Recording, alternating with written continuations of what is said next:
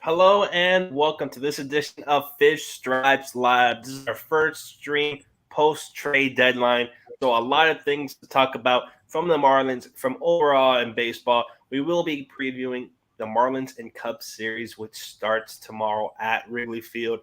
We have Kevin joining us from his training camp. But let me introduce everyone. We have Kevin, who's glitched out. Frozen, making a weird face. But he's finally back, yeah. We have two Alexes here today. Alex Carver from Fishing Farm, Alex Kurchuk, the man behind everything, Eli Sussman, and joining us is our guest. He impressed us so much on his spaces for the trade deadline.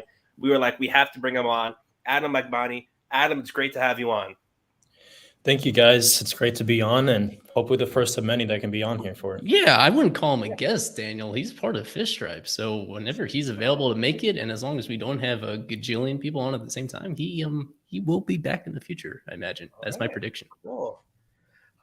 As Kevin's still glitching, coming on and off, let's talk a little bit about this Red series. And probably the only positive from this series is Mr. Sandy Alcantara. Let's talk about that complete game shutout. Alex Kurchuk, get us started. Talk to us about Sandy.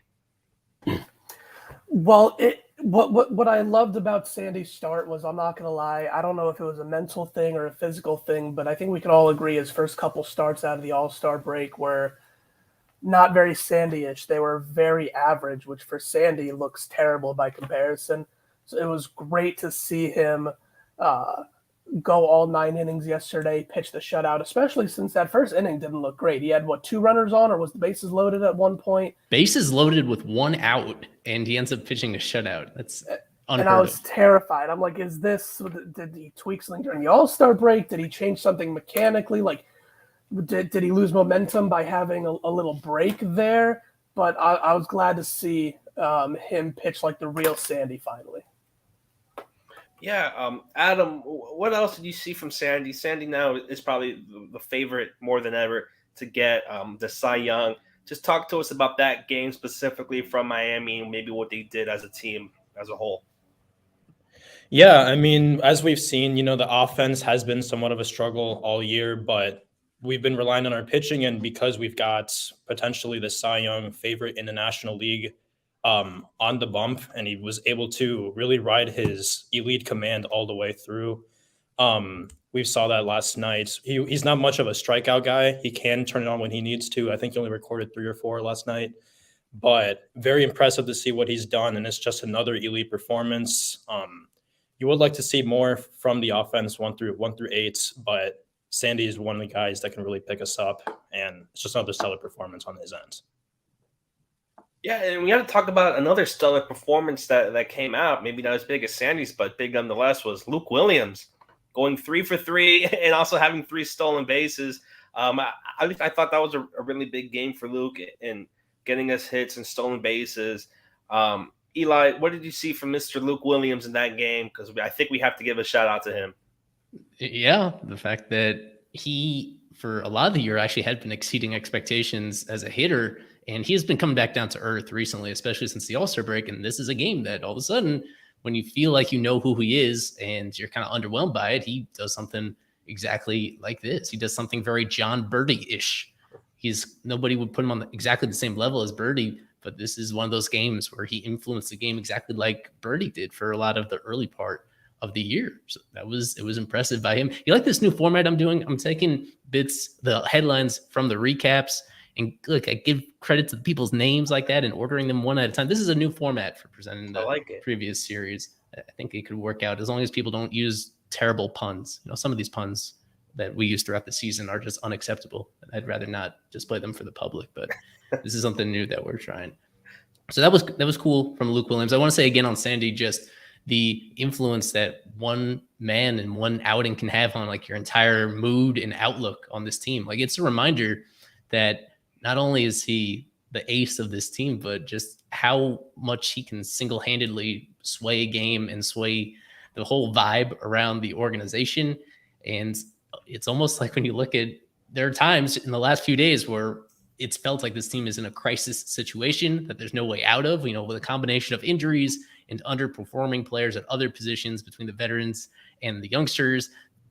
For a lot of different reasons, it could feel kind of very concerning long term. And then you just remember that, wow, Sandy is here. And wow, Sandy is having a season like this. If you look at the big difference to me between last year and this year, it's not a huge difference. But the reason why the team is a little bit better than it was in 2021 is largely because Sandy has gone from being a very good pitcher, which he was from April into July last year, to being the most valuable pitcher in baseball. And that is like single-handedly won them 3 or 4 games that they didn't win at this time a year ago. So this is just something that reinforced my absolute appreciation for how special he is.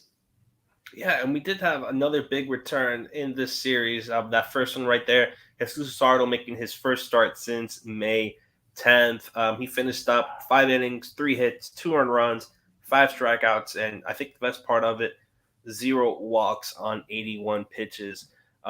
Kevin, are you there? Can you hear us? Can you hear me? I think. Yeah.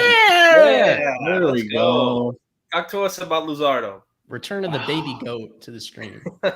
Yeah, I didn't watch too much of this start, but I know he was good. 5 Ks. I mean, why not? I mean, the offense kind of sucked, but that's expected. Nothing new. Luzardo was good. Glad to have him back out there. What did he go? 5 or 6 innings? Only 5, right? 5? Yeah. All right. He'll probably go 6 next time. Mm-hmm. But it's a big piece to have back with the pitching, how unstable that rotation has been in terms of injuries. So it's nice to have him back. And I know Alex reported today Edward should be back tomorrow. So that's exciting as well to have the full rotation once finally back together there. So Sandy, Pablo, Braxton, Luzardo, and Edward should be fun. And I have to mention that following game, going from the trade deadline, there were trades being made. We'll talk about that right after this. But I want to talk about that second game, just how the Marlins were almost just dominated by Graham Ashcraft, going 8 1/3 innings and just having a really great game against the Marlins. 0 earned runs, 3 strikeouts. Alex Kerchuk, what did you see from Graham Ashcraft just dominating the Marlins that night? Well, it's something that I've seen multiple times this season. We saw with Carlos Carrasco when he came in with the Mets over the weekend. I was I was at that game, and it's a common theme where guys who have ERAs over 4 are just dominating us. And what's scary is it's not even just this year. It's been last year, and I believe the year before. Or no, the year before is 2020. I guess we did okay then. But this year and last year where we just get dominated by these guys with inflated ERAs, and it's very concerning to watch.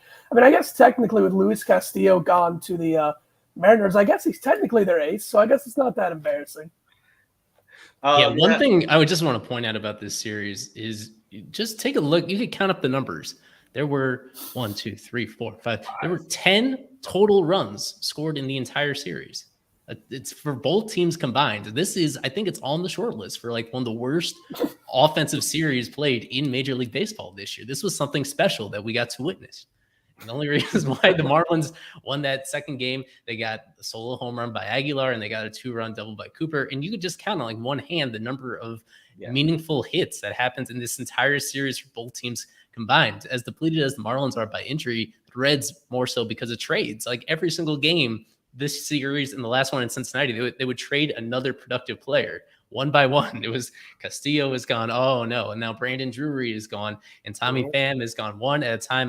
Tyler Naquin, not even special players, but guys that were better than who they were filled in place by. And the Marlins lose their season series to the Reds, a team that I think it was, which one of you guys mentioned in your recap? It was probably Alex about how the Reds started 3-22 this year. That's right. And they were well on their way to being one of the worst teams ever. And even though they stabilized since then, like this is one of the few teams that you felt like the Marlins should be significantly better than.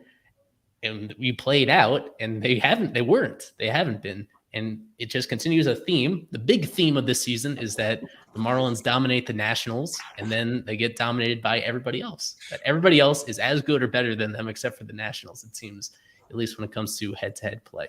Very weird season. And from Miami, they do have reinforcements coming for this Cubs series. 2 very special players coming up. The first one, Eddie Cabrera, who is is he expected to start? Is he the slated starter, or is it still expected? They have to make the move, but it should be Eddie.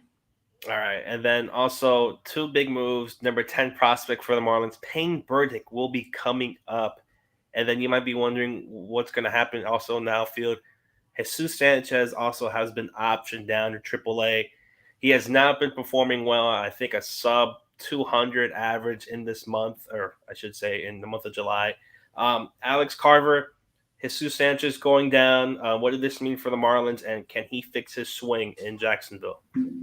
Man, I hope so. But just to call some things out that you guys have already mentioned before me speaking right now, Jesus Luzardo was great. To see him come back and throw 98 consistently through that start was awesome. Commanded the lower half of the zone, which was really, really good. I really liked the look of Jesus in that first start back, even though he only went 5 innings, which, they got to build him back up. So I think he's good. As long as he stays healthy, he's going to be really good. So that's on Jesus. But this other Jesus, we're talking about Jesus Sanchez. Man, teams found his weakness, and his weakness really is when he gets busted up and in on his hands. His hands are not as strong as we thought they were. And he's just really, really weak in that upper quadrant of the zone. And teams have busted that, and he's tried to lay off of other pitches that are close, and he's been dominated. So he really does have a hole in the fact that he can't hit that up and in pitch. It's a huge problem, huge problem for him. And then to compensate for that, he's looking at pitches that are close, and you just can't do that. So it's been a problem. He's really, really struggled. What is it? Since July 1st, he's hitting like 130 or something like that. So yeah, he's been pretty bad, but I think if he closes that hole in his swing, that up and in hole is what I will say about him is the main thing he needs to do. Build stronger hands. We know he has the power to do it. He just needs to get to the ball a little bit better in that quadrant, and then I think the rest will fill out. So that's his main problem, but it just hasn't been a good tenure. They've given him his full shot. You can't say this guy did not get his full chance. That was my main problem last year, is that they were calling him up, and before he got his full shot, they were sending him back down. He got his full chance this year. They forced him into center field. He was surprisingly good in center field, but man, you just can't defend his offense at the plate. He's got to go, has to go down and try to fix it. I hope he can. Burdick comes up. I'm excited, man. I really, really am. This guy has his K rate way down. Walk rate is way up at 13%. Hits bombs. The only one thing I want to see more out of Burdick is a little more contact, because his average is really low. But when this guy gets a hold of one, it can go a long way, even at Lone Depot. So I'm excited for this guy, especially making his debut. I put this out earlier, about 5 hours away from his home in Ohio at Wrigley Field. It's going to be special for him. I'm sure he's going to have some family out as well. It's going to be a cool day out at Wrigley. So yeah, it's going to be a good game to watch here tomorrow. This first play in this highlight reel, I'm going to show it again from the beginning. This is my favorite quintessential Burdick play. He rips this line drive so ridiculously hard that the infielder doesn't even see it. It goes like all the way to the warning track, even though it's like a super low launch angle. And he's just like, his hair is on fire as he's like going for third. This is even more so than the home runs. This is what I absolutely love about Burdick. And this is the thing where he's just a joy to watch him play. The physicality that he has is very rare for a baseball player. And I think he's just point blank one of the very best prospects in this organization. He's older compared to some other guys. He's now 25 and a half. And historically, if you take that long to reach into the majors, there's not a ton of guys that really break out as everyday players, but his tools are amazing. I feel he would have been in the majors earlier, of course, if not for COVID, that he's been productive pretty much every step of his journey. I mean, I think the only reason why people are a little underwhelmed by him this year is just compared to what he did at the other lower levels. He's more dominant, I guess, but he's still an above average hitter at AAA for the first full season that he's been at this level.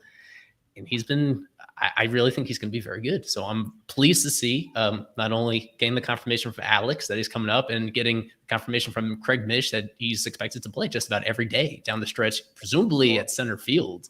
I think he's a better defensive center fielder than Bleday is. Both of them got reps of it in the minors. I'm more sold on Burdick. This is good. So combined between, as I said, the Sandy start and how that lifts your mood, and then seeing both of these players, both Eddie and Burdick, come back to the active roster, you can't help but be excited, even at this stage of the season. And not only that, now you need to go ahead. Go ahead. No, go ahead. No, I was just going to say, to build on Eli's point about center field, like the other night, I don't know if you have a highlight of it, probably not, but we can probably find it. The other night, he made this like ridiculous over-the-shoulder catch in center field. So, I mean, not necessarily a guy you think is going to stick as like the main guy in center field, but definitely a better option than Bleday. And I think probably better than a lot of people think. Like, I don't think, like I said, I don't think he's a long-term answer at all, but he can do it. And he's gotten that challenge to play there, I think, as early as spring training last season or this season. And he's really embraced it. Like, he's been really good out there. So, yeah, it's really, really cool. Built like a ton of bricks. Like, this guy is kind of short. He's not the tallest guy in the world, but his upper half is just ridiculous. And then, like Eli mentioned, the physicality that this player plays with and the ability to still walk, even with as hard as he swings, he can still be selective with his pitches that he swings at. It's a really great mix. And if he can come by a little bit more average, this is a special player. So I've been looking forward to seeing Peyton play for a long time in Major League Baseball. I know a lot of other people have as well. So this is well-deserved. I'm glad he's here, and I hope he does really well. I'm really looking forward to the series for him and his family against the Cubs, as I said before. So it's going to be cool. And they're getting him at a really good time where he's actually been one of the hotter hitters on Jacksonville, if I'm correct. So hopefully that could keep translating there. And now all that's left is with Avi on the 10-day, you can call up your Encarnacion and you'll have probably one of the cooler outfields that we'll see all season. A lot more productive than what we saw at the beginning of the season with Soler, Jesus, and Avi. So that definitely needs to be the next move. And we'll see what the future holds for Jesus Sanchez. But if Peyton Burdick comes out here and just starts raking and playing pretty good defense in center field, he's going to be having to fight for a job in 2023. That's all I'll say on that. Yeah, and the other player coming up that we have to mention is Edward Cabrera. Expected to make the start tomorrow against the Cubs, making his first start in, I believe, since June. Throw some incredible changeups. Adam, tell us a little bit, about Eddie and maybe what should we expect for him against the Cubs. Yeah, Edward's a guy who's been struggling with some command and control issues. Obviously, with one, you're going to have the other with control. Edward's a guy who he's got all the tools to be a fantastic pitcher. He's got the build, he's got the spin, and he's got the stuff. But I think going forward, just giving him reps at the major league level is really what is going to be the key to his success and his potential development. At the age of 24, 25, there's not a whole lot he's going to have left to prove in AAA. So going forward, keeping him at the major league level, whether it's in the bullpen or at the, in the rotation, is a fantastic opportunity for him to show what he's got. And especially against a more of a lower leverage opponent with Chicago. I think you said he's pitching this series. I think this is a great opportunity for him to go down the stretch, especially I saw the tweet earlier with the Marlins having one of the more difficult series or schedules going down this series, going down the year. I think this is a great opportunity for him to kind of start early or start easy and then progress even more as we get closer to the end of the season. Yeah, that was Grant Kiefer that put it out, showing the strength of schedule and the fact that this upcoming series is one of the few easy ones that they have left. So even after this point, it gets even more intimidating, I would say, to this point, the rest of the way. And to mention, Eddie he had a pretty good start to the season before his kind of blow up start in Houston where he just wasn't himself. And that's the start he got injured in as well. So he was pretty good. So hopefully he could return to that and be a good number 4 or 5 in their rotation, unless they lower Braxton, which I doubt they'll do because he's been pretty good as well this season. So this rotation is going to be very, very fun to watch. That's what I was saying with that the back end's looking really good as well as the front. So yeah. I came prepared on Eddie. So these are all the starts he's made in the majors since he debuted last year, almost exactly 1 year ago. He made his debut. That's it. That's the only experience he's had. And he's had the first one that he got called back up for, the Rockies one, amazing. Yeah, and he was great the next time out as well against the Nationals. And then this bottom one is his debut when he had 6 scoreless innings before finally the Nats started to make adjustments the third time through the order. And then everything else is just like meh. Issues mainly, as Adam brought out, a lot of issues with command and control, just not efficient, not getting through, not putting away batters as much as you'd like, and ultimately just not going deep into games whatsoever. There haven't been any, I guess the closest thing he had to an awful start to this point in his career was his most recent one against the Astros, and one that, as it turns out, was probably impacted by his injury. So he's somebody that, coming up through the organization, I was very high on, and I'm still optimistic about a chance that he has to stick as a starter. There is some urgency for him to prove himself right now. Like, this is his great opportunity with, unfortunately, some of these other good young arms in the organization being injured. It was Romeo that brought up in the chat about Trevor Rogers. To remind people, Trevor is on the IL after a back issue. And of course, Max Meyer just about to undergo Tommy John surgery on Monday. And Jake Eater has been out for this whole year. And you could go through the list. Even some of these filler guys as well have been hurt or haven't been as reliable as you'd want. So this is his clear opportunity for the foreseeable future. If he pitches relatively well, he's in the rotation the rest of the year. And then they can go into next year having him in the conversation. But if he doesn't perform well, if it looks a lot like last year where he has almost as many walks as strikeouts and he's not going deep into games, there's just a lot on the line for him. And coming off a deadline where the Marlins did move some relievers, and I think entering an offseason where they could be moving some others, it's not outrageous to think that next year he could be primarily a bullpen guy if it doesn't go well. He's one of these key players to watch down the stretch based on the tantalizing talent he has, but also the very clear flaws that he absolutely needs to address if he wants to stick in a big role moving forward.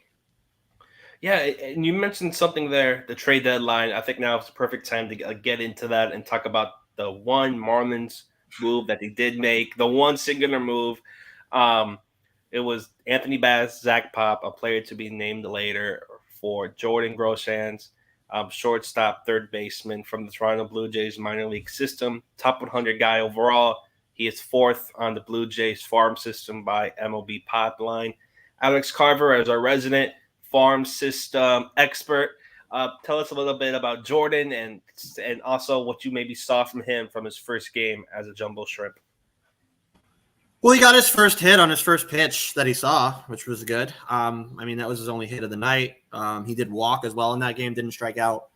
So, yeah, honestly, I thought the return was fine for two right-handed bullpen arms. I think it was okay. I would have liked to see more at this trade deadline, as I'm sure we all would have liked to see more at this trade deadline, but they didn't do it. But this guy's okay. I have him, or me and Danny have him fourth on our consensus list for now. My main thing with him is that since his injury, he has hit for zero power. Like, he has one home run this year. So, and honestly, with the defense, for me personally, they do have him at shortstop right now. They want to continue to build him as a shortstop. I don't know if that will stick. I think I see him more of a third baseman myself. But yeah, the lack of power doesn't check out a lot, as we just talked about.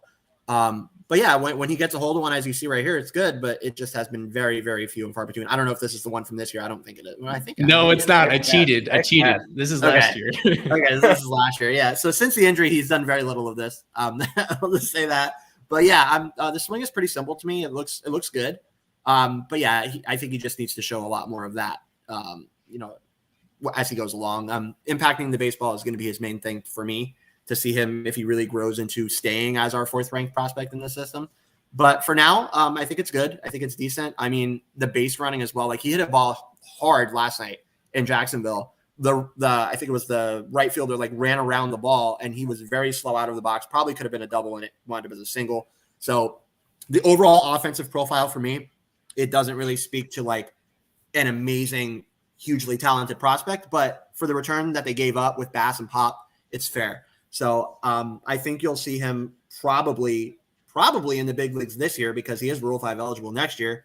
So I think you'll see him in the big leagues this year, probably near the end of the year. If not, they will definitely protect him and protect their trade, assets that they gave up. But I think you'll probably see him late this year in the big leagues if things go well for him in Jacksonville. So he's off to a good start. We'll see what happens. I limit the offense.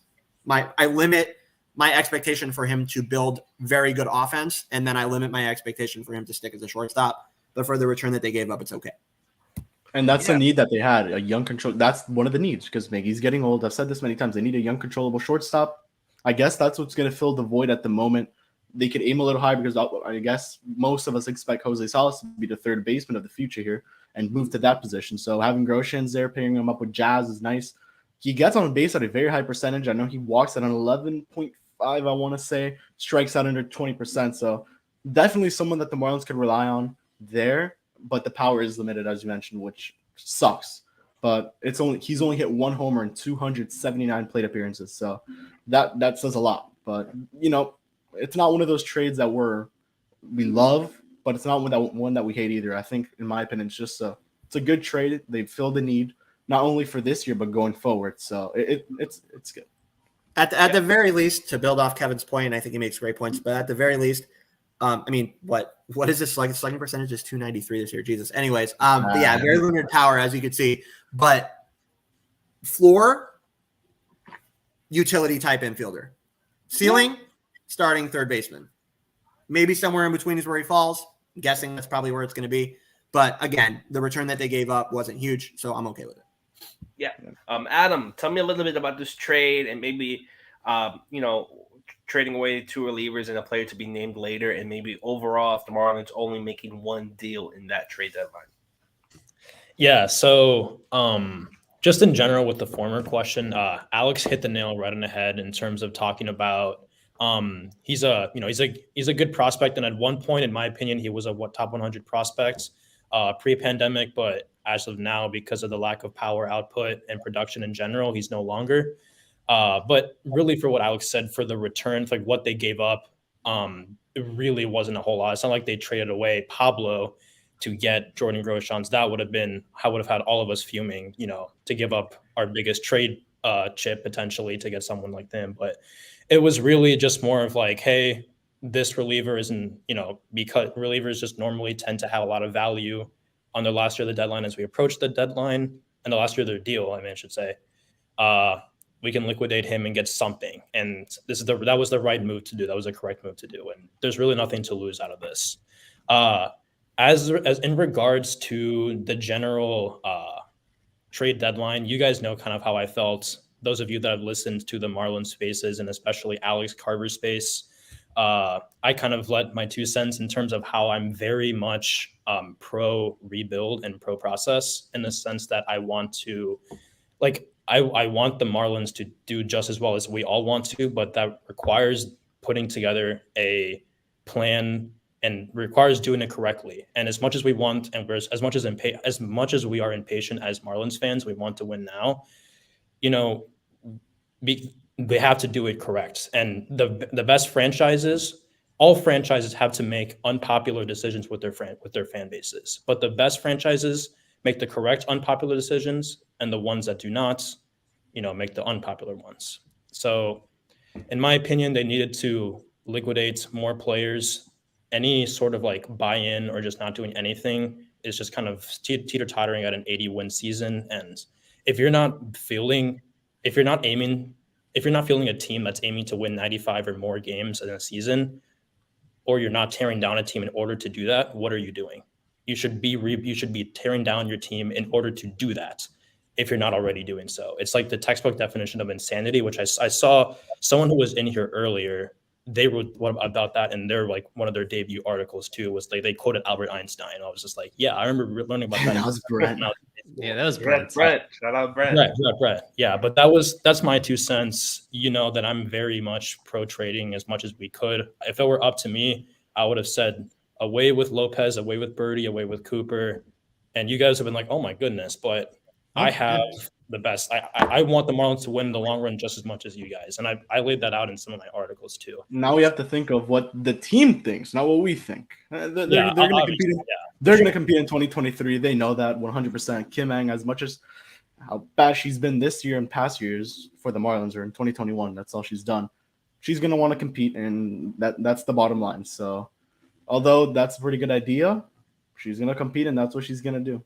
And and she kept most of the roster together to improve it for 2023. So, Alex Kirchhoff, tell me a little bit, maybe what you heard from maybe Kim Ang and maybe some of her comments, and really seeing that they were trying to listen to offers and weren't really buyers or sellers. Just give us your quick thoughts on that whole thing, and maybe also the lack of trade from the Marlins. I think she saw that Pablo Lopez. I'm going to start with Pablo Lopez first, just because I know that's the one that everyone was going crazy about. I think she saw that this wasn't a typical deadline situation where he's in his last year of his contract and he absolutely needs to be traded now.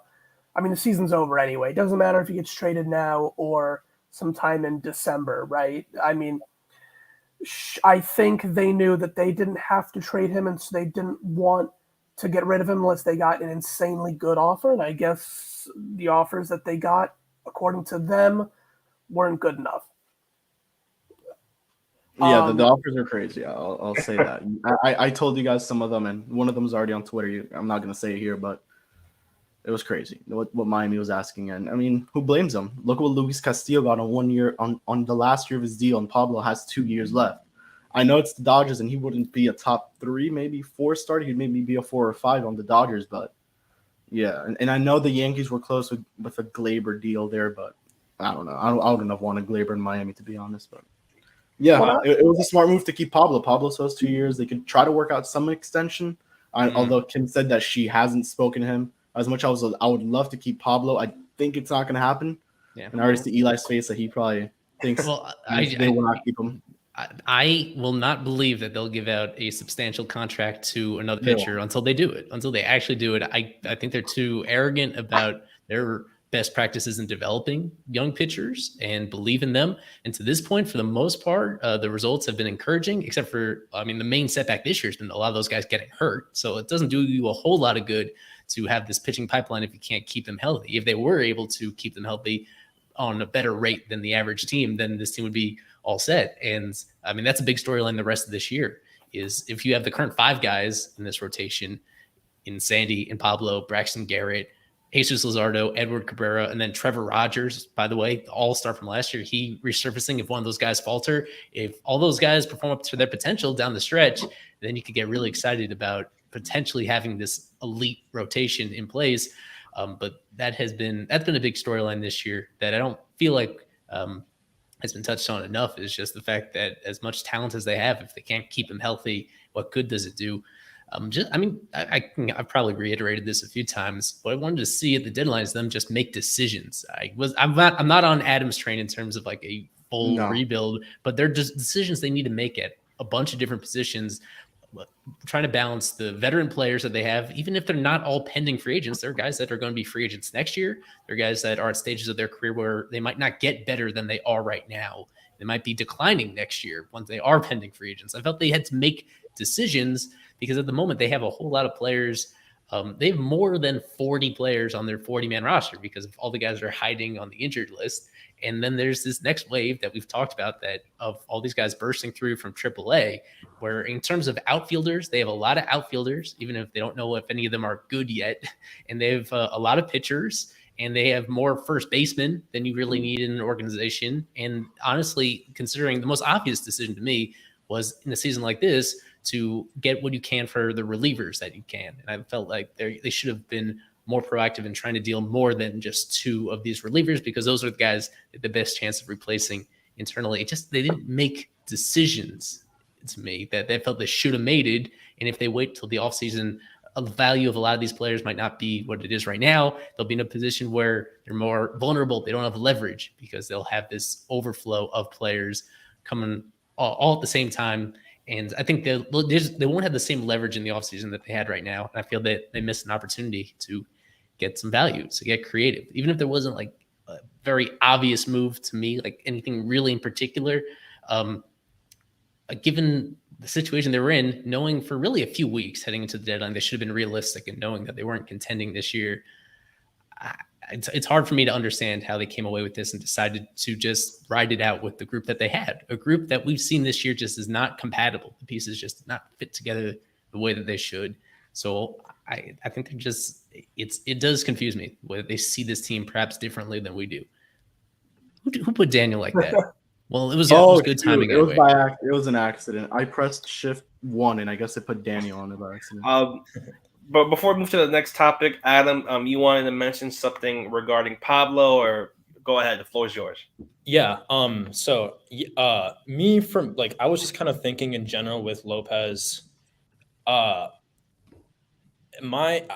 I'm just like looking to see like to get some top end depth in the Marlins hitting system, right? And like Alex C, like you talked about how like better than any of us. And by the way, I looked into your top 100 list for the prospects for the Marlins. That looked like it took a lot of work, and you should be really proud of that. I think you did a really good job with that. So, but so you would know better than anyone that there's we do lack a lot of hitting depth at the very top. So I think Pablo is a fantastic pitcher, but we have seen the injury risk. And I think the mold of pitcher that we do like to see is that even if he's not going to be a super strikeout guy, and even though Sandy is not, they both do have great command and control, but we have seen Pablo struggle with that. And whenever you do struggle with it and you don't have it, you can get completely derailed.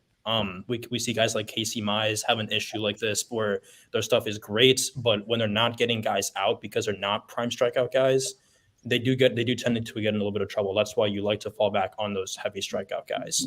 However, Sandy seems like to have that elite command and control down to see where it really just doesn't matter. Pablo, I don't really believe that. He's still really good, really that theoretical 3 or 4 in your rotation. And because Miami's potentially makes up to have an elite rotation, I think is going to be the same thing. He will get passed up by guys like Yuri, in my opinion. However, I think he could really be your 3. Because he does have 2.5 years, the Moneyball move, and especially on a Moneyball team, is to trade him. And that's why I was saying that. And if it meant getting a top end prospect, and considering coupled with the fact that realistically speaking, I actually don't really believe the Marlins will be super competitive, especially with the teams that you have envisioned right now. The Mets are a juggernaut, the Phillies and the Braves. And if we get past them, we got to get past the Cardinals, the Brewers, or the Giants, or the Dodgers, or the Padres. And past them, it's the Astros, it's the Yankees and the Rays, and the list goes on. So I really just don't think that and like I said, you can compete and you can be contenders winning 85 games. But why would you shoot that? Why is that your goal? You should be aiming for 95, and that's going to take an investment that's really not going to yield an 85 win team as much as we would like one this year or next year, even potentially in 2024. So that was my rationale, and I am so much with you guys that I want Miami to win. And I just think if we don't want to be disappointed with a 5th rebuild happening in 2025 after having won in 97 and 03. And I mentioned this on the spaces because we're just going to be sitting here 3-4 years from now. We're going to have more facial hair than we do now, less hair on our heads, and we're going to be talking about the same exact issues. So I'm just trying to save us the headache of having, circling back to the same conversation 3 or 4 years from now. I get your point, but for a team, I'll just say this, for a team that hasn't made the playoffs the real way since 2003, I think for them 85 wins would be pretty nice, and they haven't finished 500 since 2020, and they haven't done it the real way. So I think for them 85, 90 wins would be pretty nice. So I'm just gonna say that's an improvement. That's a step forward in what they want. But a rebuild wouldn't be bad, but it just wouldn't be what imagine just the fan reaction of a rebuild. They would go in front of Lone Depot Park with torches and sticks like you would see in the old days, and I'm frozen. And they would and they would try to kill Kim Eng. It's bad. It would be bad. They would destroy her. So no, I don't think the rebuild is necessary. They could try to they could try to reinforce. You're going to come up with a silly buzzword that means don't fully rebuild. Yeah, we get it. Right. The other question that comes up in the near-term future is it's not, you'd like to think they're doing what's ever best for the organization and shooting for a certain window of contention, but there comes a point also maybe when Kim Eng acts in her best interest in terms of job preservation. I mean, the way that things have gone the first couple of years, she's still early enough in her job that she can do, I think she can do whatever she wants for the near-term future, and she's going to have a long leash from ownership. And if she made a convincing case, a case could be made that they need to take a step back next year, in part because of some things that have gone wrong, some money that has been spent incorrectly. I mean, she could buy herself a longer leash in terms of how long she's on this job before being judged by the results. That's one reason why I think it's become more popular to do really deep rebuilds from executives is because these executives act in their own self-preservation interests, and they realize that if they suggest this starting from the bottom up, they're going to be judged on a different standard than they would otherwise. It's a little premature to get into that conversation, but that's something that really just crossed my mind for the first time, is that if things, I think by all accounts this year, if not gone well, then all of a sudden, when you look at next steps, how are they going to determine what those next steps are? And we're still in a very confusing situation, obviously, because of the lack of activity at the deadline. I think something that is evident from what you just said, Eli, is that, there needs to be. I think this is a necessity to fill out the deadline. There needs to be somebody between Kim Ng and Bruce Sherman. There just has to be. I'm sorry. There has to be somebody between Kim Ng and Bruce Sherman that is approving what she does. I mean, she was given the full control of this franchise. She proved that she earned it. She's gotten this chance. And for more than half of a season, whether it's bad luck or whatever it is, it just hasn't worked out. I mean, it just has not worked out 100% for Kim Ng. Has she done some things good? Yes. Has she done more things that have not worked out? Also, yes. So I think there needs to be some sort of a buffer between Kim Ng and the overall decision-making that is going on in this organization. Does that mean there needs to be 3 people behind Kim Ng? No, absolutely not. There needs to be one person, a CEO that is in place that, maybe not Derek Jeter, well, definitely not Derek Jeter, but somebody that is in place as CEO that is helping with decision-making. And that's what I will say about Kim. I'm not completely against Kim being in the position that she is in as GM. She's earned that position. She has the experience for that position. But being in overall control of this franchise has not worked out. She's used to coming from winning organizations. This is a very different organization in terms of the market that they're in and what they're trying to do. So it hasn't worked out for her 100%, and she needs some help. So that's not saying that Kim Ng's the worst thing to happen to the Marlins franchise. Not at all. But she needs to have some help. And that's all. I'll leave it at that. I think they'll get the Gary Denbo. They'll replace Denbo. I don't know about the CEO. I've been hearing that.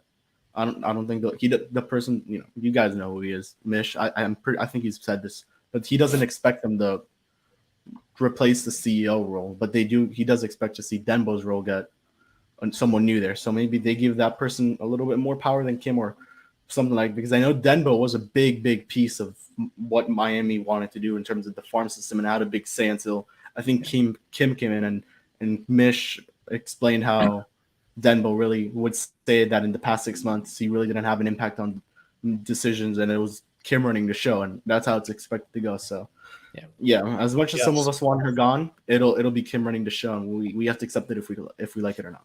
Yeah, I want to move on and talk about another topic before we get into the preview for the game, series, and predictions. I think we have to talk about this as it is the biggest deal that's happened in baseball for a long time. I think we have to talk about it in the division. Juan Soto getting traded to San Diego Padres, probably one of the biggest deals in baseball. And also Josh Bell going to the Padres. We'll start with Alex Kerchuk. Alex, what do you think about a trade like that, trading one of the biggest superstars in baseball at 23, has years of control in that haul? What do you think that means for baseball, the division, and just your overall thoughts on that Soto trade? Luckily for Nationals fans, the precedent is always great when you trade away a franchise cornerstone just a couple years after winning the World Series. I'm sure they'll get right back on their feet just like the Marlins have. I do think it's exciting, though. I think we finally get the SoCal rivalry that we've been clamoring to see the last couple years in the playoffs. So I'm excited for that potential series. As for the National League East, I think it makes the Marlins' jobs a lot easier next year. I think they'll have a very similar season against Washington next year, which is great because we've definitely padded our record a little bit because of that. I guess the Nationals kind of did what they had to do, considering Soto rejected $440 million? Yeah. And I mentioned it to a couple of you guys when that news first broke. If you're rejecting $440 million, I don't think you're actually greedy and want more money. I think you just don't want to be where you're currently at. I think the Nationals could have offered him $1 billion and he would have said no. So they kind of did what they had to do. I do think that they could have gotten a better return for that kind of guy. Yeah. I think $1 billion anyone would take. So, I know you were exaggerating, but yeah. For that return, they got Mackenzie Gore, C.J. Abrams, Robert Hassel, James Wood, and I believe I'm missing somebody. Harleen Susana, yeah. People like him. The one guy that people don't know off the top of their head, there's the one that he's the sleeper. He's the one that could prove to be the best of all of them. He could be the breakout prospect. It was one of the richest talent hauls halls of talent that have ever gone one way in a trade, according to numerous people familiar with this, just because a lot of those guys could turn out to be above average regulars in the majors, if not more than that, which is pretty unusual to get in a single deal for a team that had a gazillion holes, as we saw this year. Like, they basically had no answers at any positions except for the one that Juan Soto played. So it was, but I think above all else, as Marlins fans know, it's never anything to celebrate, because certainly the odds suggest that not a single one of those guys will become really anywhere close to who Soto was individually. When he's somebody that young, as you just feel like it could take as much time as you need to build a competent team around him, and that you should have done whatever it takes to keep him around. And ultimately, I guess it just reached a point where he didn't want to stay. And for some of that, unfortunately, kind of out of the front office's control is probably looking towards the fact that there's going to be an ownership change in Washington. They're planning to sell the team, and that Soto didn't have any sort of allegiance, of course, to incoming owners. So why would he want to commit the rest of his career or most of his career to people that he doesn't know and haven't accomplished anything as owners yet? And the bottom line in the near term is that it does help the Marlins if they are committed to being really competitive these next couple of years. This is the team that they can beat up on in a way that very rarely in franchise history.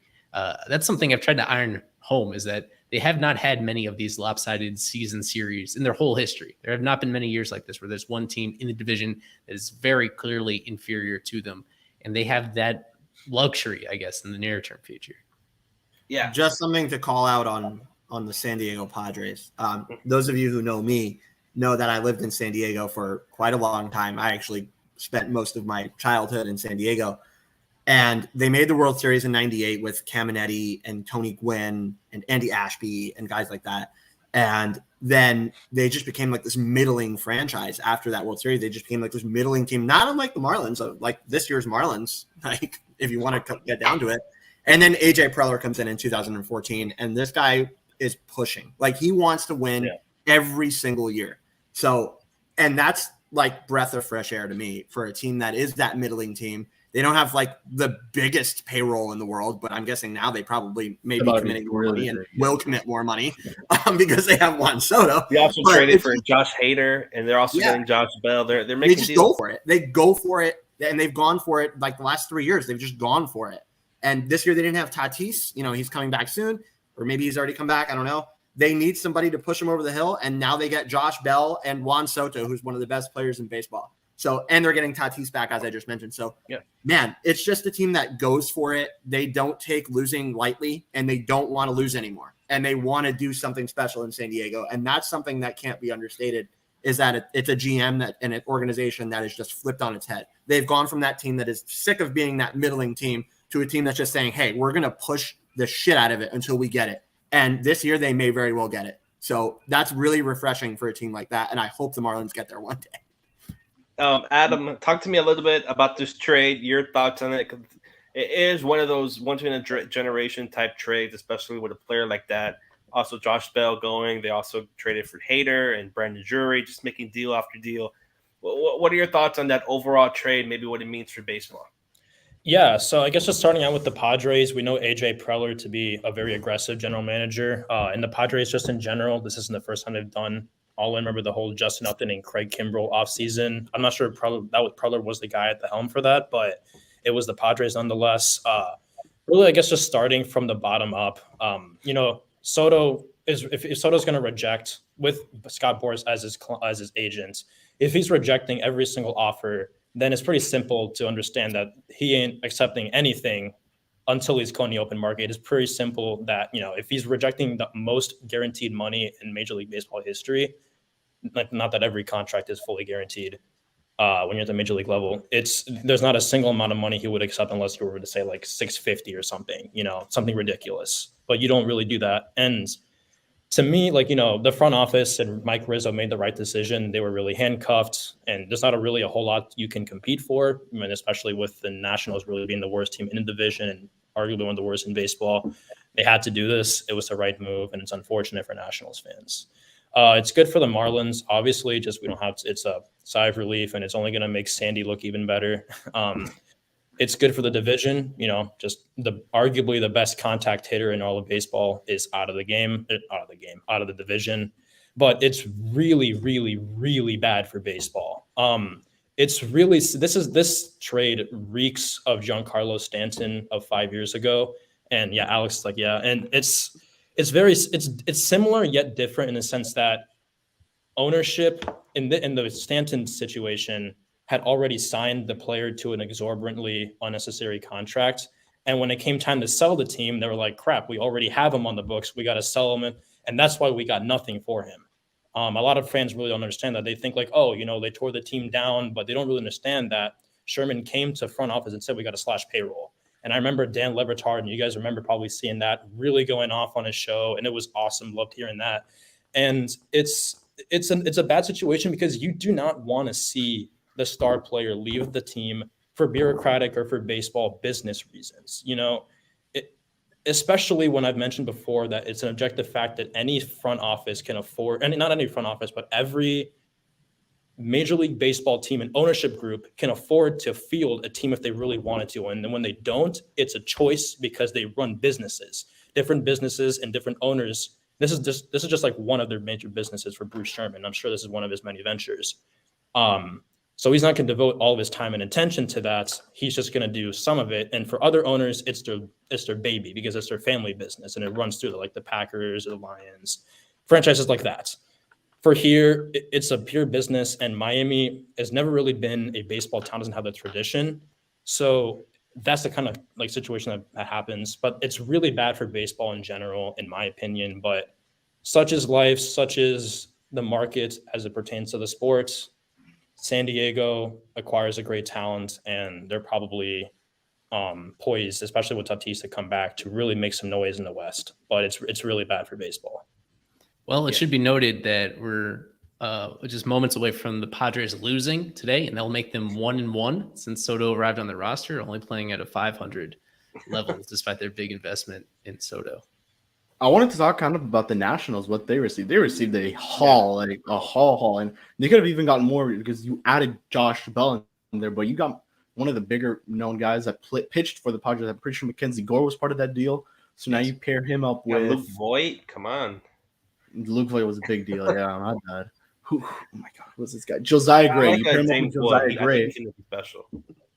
CJ Abrams would probably right up in the Nationals, I assume, because he did play with the Padres this year in the big league. So if the Padres believe he was big league ready, then the Nationals definitely need him big league ready. So that pitching rotation is coming along, and I'm pretty sure they have a couple other guys in the minor league system that are looking pretty good. So that's definitely a team to look out for, I would say, in at least 3 to 4 years. But a young rotation led by Josiah and Mackenzie Gore is going to be pretty cool. And I know they mentioned James Wood. I'm pretty sure Ron Layton said this guy could be like Aaron Judge type stuff. So yeah, that's going to be impressive if the guy pans out the way that they think he will. Let's see. The Nationals are going to be a pretty scary team. 2024 or 2025, guys. We still have a couple of years. And you mentioned James Wood, teammates with just first-round draft pick Elijah Green from IMG Academy that the Nats also picked up. So the Nats they're cooking. I don't know what they're cooking, but they're definitely cooking something. The farm system's a lot better than it was. Yeah, definitely. Let's get into a little bit and talk about the Cubs and the Marlins. We have the series coming up tomorrow. We're doing this today. We're able to go more than an hour, go overtime. And we can talk about this Cubs and Marlins series. Daniel, I'll let you know in advance the lineups are not posted yet, so I can't put those on the screen. It's a force of habit for Adam if you haven't seen streams usually, right? That's what we typically do. We put up the night's lineup on the screen, but the lineup has not been set. What? Oh, well, you know what? Tomorrow it's an afternoon game tomorrow. This is, of course, why we're doing the stream on an off day, is because for whatever reason, Wrigley still has their very particular rules about playing so many afternoon games.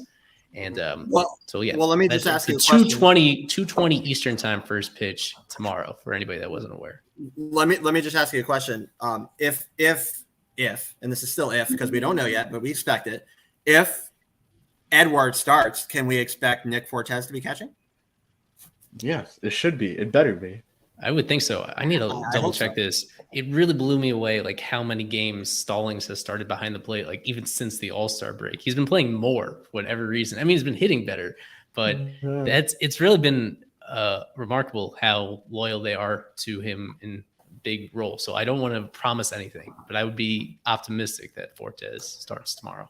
I don't know if Edward Cabrera is over the threshold of being too young still, but remember Max Meyer's first start, Jacob Stallings had to catch him because he valued his experience. Yeah, he said something about like not having, you can't have a battery that's that young. Yeah. If it's a young pitcher, you got to pair him with a experienced catcher. That was hilarious. Yeah, Jeez. right. Yeah, so for the moment, we are projecting Edward to start tomorrow. That would have been Nick Neidert's rotation spot, and Neidert is on the roster. So really the only mystery at this point is what the corresponding pitching move is to get Edward onto the active roster again. You there, Daniel? Pretty sure he's not there. He's gone black. He's gone black. So it's one little consideration with this series is that the Cubs are right now playing a double header. It's while the Marlins have an off day, the Cubs have the opposite of an off day. They have a lot going on right now. It should be noted, like they had a very unusual deadline as well, as you guys are probably aware. Everybody expected Wilson Contreras as much. Even Contreras himself expected him to get traded in his walk here, and somehow he stays put. One of the best catchers in baseball, even on a team that's not competitive. What do you guys think about that? About Wilson Contreras not going anywhere at the deadline? It was surprising. The price must have been extremely high for no team to bite on Wilson. We know the Rays were interested in. There we go. Daniel's back. Hopefully. The Rays were in on him. I'm pretty sure Astros at some point weren't on him until they got Christian Vasquez. Thank God the host is back. Who else was in on him? The Mets. You guys know how Steve Cohen likes to go after guys and do whatever it takes. Surprising he didn't make that move, and I know it was that the price must have been high, and for them to not deal Ian Happ as well, it was also very interesting. But he does have years of control, so I guess Chicago has him for a couple. I don't know how many years. I think it's like 2 or 3, but they'll have him for a little bit longer. And I know the Padres are also in on Wilson and Ian Happ. They're for both of them, so yeah, it's a lot. Yeah, isn't it weird now that they did that whole goodbye at Wrigley? They hugged each other, and then the long 2-minute hug. Yeah. Well, it reminded me of wasn't it Wilmer Flores who was crying at he didn't get traded? Yeah, that was a situation where, by all accounts, there was a deal in place, and it went awry at the last minute due to I think it was an injury concern with one of the other players. Yeah. That was a unique situation. So this is pretty close to that, just considering his contract status and obviously where the Cubs are. Nobody thought that they would. I think they tried to extend him at various points during this year, but I think at this point, everybody was resigned to the fact that he would go somewhere else. So I'm not following the team intimately enough to know exactly why they didn't just go to the highest bidder. But oh well, that just means that we get to see the price. It wasn't what they wanted. Yeah, but he's a pending free agent, and they're not. Yeah. They can't trade him in the offseason. I was going to mention that, but they can't. He has 1 year left. Yeah. It doesn't make sense already. Yeah. They have to be confident that they have to. I'm sorry, Adam, but they have to be confident that they may want to re-sign him. I don't know. It just doesn't make sense at that point in the rebuild. But to not trade a guy with 1 year left and you're going to lose him for absolutely nothing if he does decide to leave, they must want to re-sign him. That's all. Just me thinking right now, but.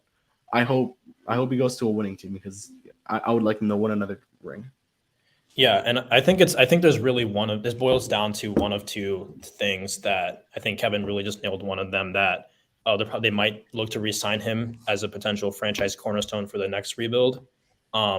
I think the other one is that the offer they got in return, or whatever the packages they got in return for him, were just egregiously low. Like you guys have mentioned, that it might be embarrassing. Like once we hear about the trade, we'll be like, holy crap, this was an absolute hose. And they might as well just accrue the value from him for the rest of the year, or potentially re-sign a player like him, because you do have the cap space in Chicago. He's a fan favorite. They love Wilson Contreras. And, we all saw on Twitter, his, whenever he like did the salute, his potential last game at Wrigley, everyone went crazy. And they do that for a lot of guys, but especially for Wilson Contreras was one that I saw that they really went off for him. You guys know how I feel in general about the liquidation of teams in accordance to how their performance are and where the stance of the state of the franchise is. Especially Chicago is obviously in a much worse precarious situation than Miami is, even though I would say Miami is basically in limbo. Chicago does have somewhat of a more defined direction, in my opinion. But I think it's definitely interesting to see them keep on to him. But I would have definitely expected to see him move on the deadline, even Happer too. Like seeing him stay in Chicago was definitely surprising. I think he does have one more year of team control, so we could see him moved a year from now if it wasn't this year. But seeing the Cubs front office stay as put as they did, knowing how crazy they went and like they opened the floodgates last trade deadline. Seeing them how stagnant they were this year, knowing that they still had pieces left to move, was surprising to me. Yeah, and looking at the Cubs, we mentioned Hap, we mentioned Contreras. I believe there are some other players that are maybe worth mentioning in terms of hitting wise and batting that maybe the Marlins should maybe, I don't want to say worried about, but should really maybe do their homework on. You have guys like Nico Horner, and then also rookie Seiya Suzuki, who's been injured but is having a decent rookie year with the Cubbies.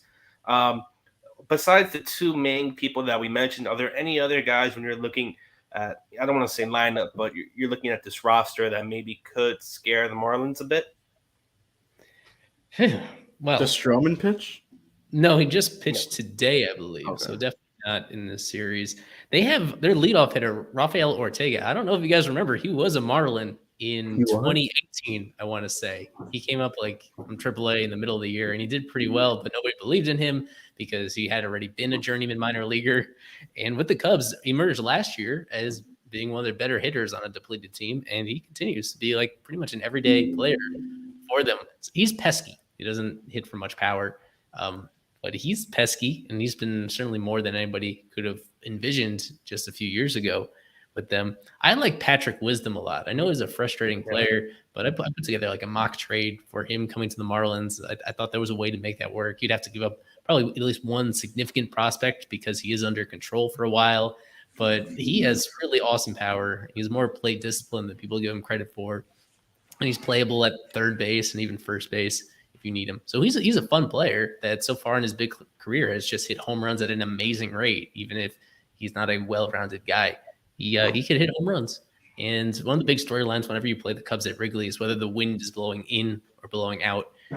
So that's something we'll find out entering each game, because that pretty dramatically affects the way that the playing style goes. And I think with this Marlins team, unfortunately, the lack of home run threats that they have, or at least the lack of established home run threats that they have, they probably have a better advantage if it's a low scoring game and the wind is blowing in these next 3 games. Yeah, I'm sorry that we're going to go back to this. I'm sorry, Daniel, but I'm sorry that we're going back to this. But was anyone surprised the Marlins still haven't DFA'd Aguilar? And I know he hit a home run, but you're going with 3 first basemen. And I didn't listen to the Bally Sports. I don't know what she said, but what Kim Eng said. But if anyone has something on that, and if Aguilar will get DFA'd at some point, because I think Eli mentioned this, he's owed what, $10 million next year? But they're going to decline his option next year. Oh, he's going to be okay. Yeah, it's an option, but they know they're going to decline it. He's going to be a free agent. I think one thing you've seen with this team, and you could be negative about it, you could be ruthless about it, or I guess you could admire it in some weird ways, that they do seem to be really loyal to these players that have been around for a while. Like, you can point to it as, I don't know if it's all about them misanalyzing the situation. I think some of it is with guys like Aguilar, who was a big positive contributor in 2020 and 2021, that they don't want to DFA him. I think they're going to try really hard not to, as much as it seems to be clunky. It was in the same situation with Alfaro last year. I mean, they held on to Alfaro from the end of the year. Then eventually they were able to find an excuse to put him on the injured list. And maybe that's the way it goes with Aguilar again. There have been several cases of this where they show loyalty to these players. It makes no difference financially whether they cut them or whether they keep them, because it's guaranteed money the rest of the year. But I think that's really at this point, this is the only explanation. If he's still around, if they have 3 first basemen, is that they feel like they appreciate him on some deeper level, and I think it's going to be costly in other ways. It prevents guys from getting opportunities, younger guys. It means fewer plate appearances to go around. It means one fewer spot on both the 40-man roster and the active roster.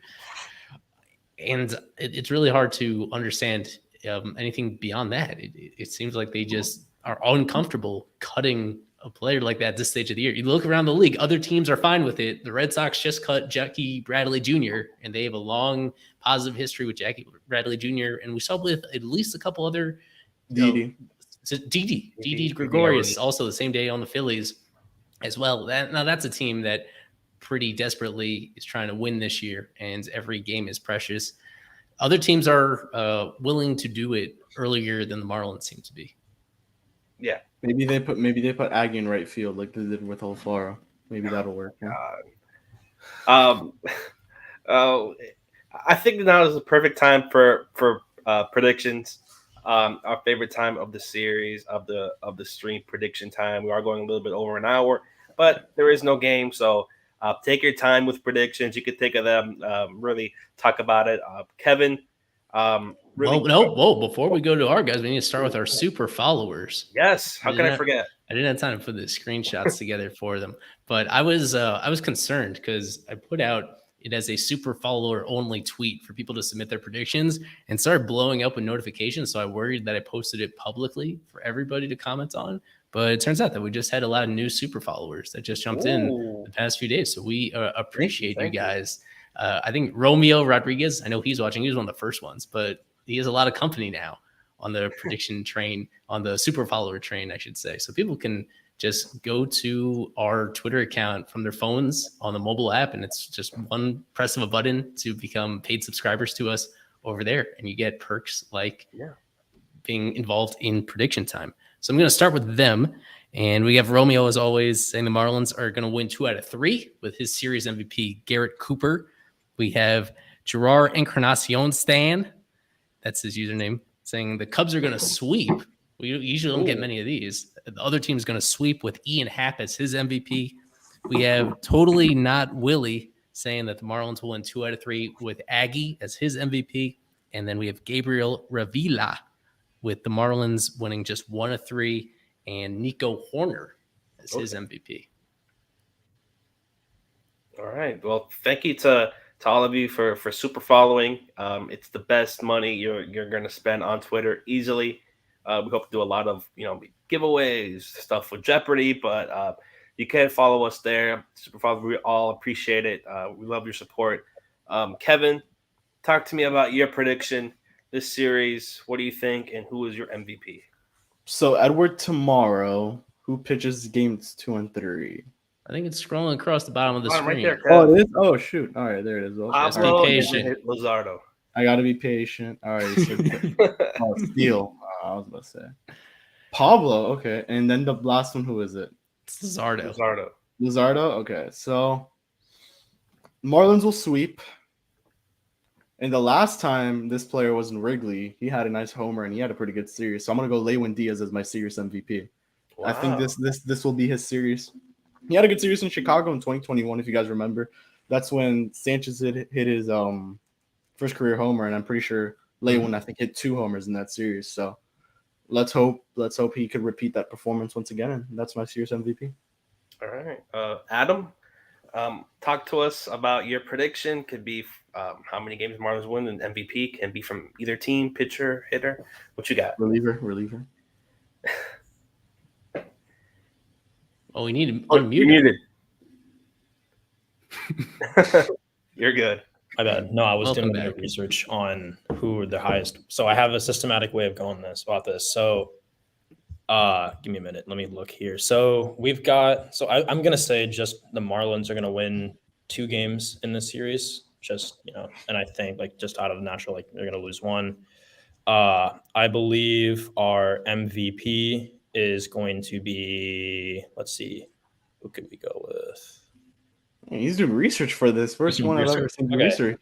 Oh man, so I would have gone Jazz because like he's injured, but I'm gonna go Garrett Cooper, Koopa Loop. He's still active, right? He's not injured. Yeah. Okay, he's I'll a go good Garrett player. Cooper.